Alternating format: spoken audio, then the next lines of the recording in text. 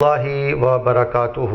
ناظرین، یقیناً آپ خیریت سے ہوں گے۔ اللہ تعالیٰ آپ کو خیریت سے رکھے، خیریت میں رکھے، اللہ آپ سے راضی ہو جائے۔ کئی بھائی اس بات کی تلاش میں ہوتے ہیں کہ ہمیں کوئی راز کی بات بتائی جائے، ہمیں کوئی ایسا عمل بتایا جائے، ایسا کام اور ایسی نیکی بتلائی جائے کہ جس نیکی کے کرنے سے اللہ خیر کے کئی دروازے کھول دے، جس نیکی کے کرنے سے ہمارے لیے بہت زیادہ اللہ آسانیاں کر دے۔ تو ناظرین، ان نیک اعمال میں سے ایک بہت بڑا نیک عمل وہ جمعہ کے روز اول وقت پہ خطبہ ادا کرنا ہے۔ اذا نودی للصلاة من یوم الجمعہ فاسعوا الى ذکر اللہ وذروا البیع ذالکم خیر لکم، ذالکم خیر لکم۔ یہ اللہ تعالیٰ کا حکم ہے کہ جب جمعہ کی اذان ہو، کاروبار چھوڑ دو، دوڑو اللہ کے ذکر کی طرف، یہ تمہارے لیے بہت بہتر ہے۔ جو انسان اپنی زندگی میں بہت بہتری چاہتا ہے وہ خطبہ جمعہ کو اول وقت پہ پورے اہتمام کے ساتھ ادا کرے۔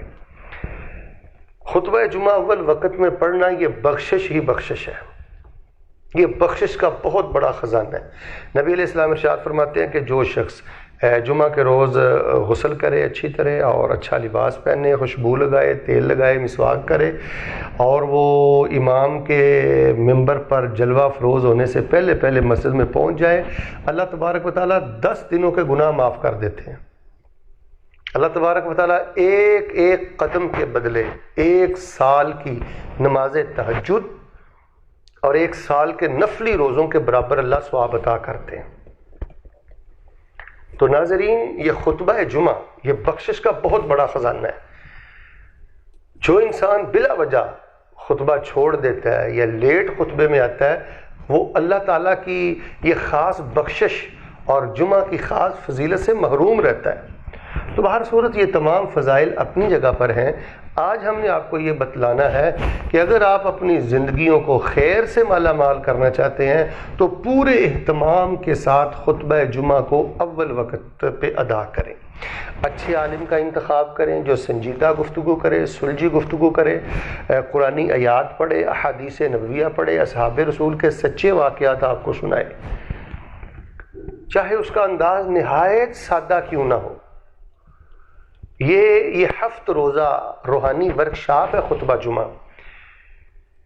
اس کو آپ اپنا مدرسہ سمجھیں، اس کو اپنی ترجمہ کلاس سمجھیں، اس کو اپنی حدیث کلاس سمجھیں، بہت بڑی دینی اور اسلامی کلاس سمجھیں۔ میں اللہ کو گواہ بنا کے کہتا ہوں، اگر آپ مدارس میں نہیں جا سکے، بڑے بڑے مشائخ کے سامنے اگر آپ اذان میں تلمس طے نہیں کر سکے، ان کی شاگردی میں نہیں آ سکے، آپ 7 دن کے بعد یہ خطبہ کسی اچھے عالم کا پوری توجہ کے ساتھ اس کے سامنے بیٹھ کر پڑھ لیا کریں۔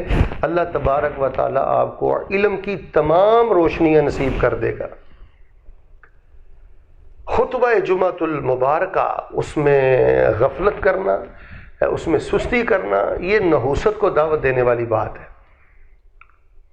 اور خطبہ جمعہ چھوڑ دینا، اگر کوئی انسان مسلسل 2-3 خطبات جمعہ چھوڑ دیتا ہے، اللہ اس کے دل کو مردہ کر دیتا ہے، مہر لگا دیتا ہے، اللہ ایسے شخص سے ناراض ہو جاتا ہے۔ رسول رحمت فرماتے ہیں، میرا جی چاہتا ہے جو لوگ خطبات جمعہ سے پیچھے رہ چکے ہیں میں ان کو گھروں سمیت آگ لگا دوں۔ یہ مسلم شریف کی روایت ہے۔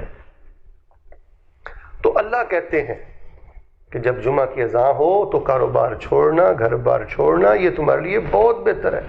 اللہ کے ذکر کی طرف آنا یہ تمہارے لیے بہت بہتر ہے۔ تو ناظرین، اس وقت مساجد ویران ہو چکی ہیں۔ جب خطیب صاحب آخری سانسوں پہ ہوتے ہیں اور خطبے کے لیے چند منٹس رہ جاتے ہیں، ہم نے دیکھا ہے لوگ دوڑ لگائے ہوئے مساجد میں آتے ہیں۔ ایسے لوگوں کا فرض تو ادا ہو جاتا ہے، لیکن ایسے لوگوں کی تربیت نہیں ہوتی، ٹیوننگ نہیں ہوتی، بخشش، رحمت اور مغفرت کے بڑے بڑے خزانوں سے ایسے لوگ محروم رہ جاتے ہیں۔ بالخصوص نوجوان طبقہ، ہم ان کی خدمت میں گزارش کریں گے کہ اگلی صفوں میں خطبہ جمعۃ المبارکہ سنا کریں۔ جتنا امام کے قریب بیٹھیں گے، اللہ اپنی جنت کے اس قدر زیادہ آپ کو قریب کرے گا۔ خواتین پر اگرچہ خطبہ یہ فرض نہیں، لیکن بیٹیوں کو لے کر آئیں، بہنوں کو لے کر آئیں، اپنی بیوی کو خطبے میں لے کے آئیں یا محلے کی مسجد میں اہتمام سے اس کو خطبہ پڑھوا لیں۔ اس میں برکت ہے، اس میں خیر ہے۔ 13-14 سال کے بچے کو آپ اول وقت پہ کسی اچھے عالم کے سامنے خطبہ کے لیے بٹھا دیں، میں اللہ کو گواہ بنا کے کہتا ہوں کہ 22-23 سال کی عمر میں وہ جوان اللہ کا ولی ہوگا۔ آپ اپنی زندگی میں خطبہ جمعہ کو بہت زیادہ اہمیت دیں، جان سے زیادہ عزیز جانیں۔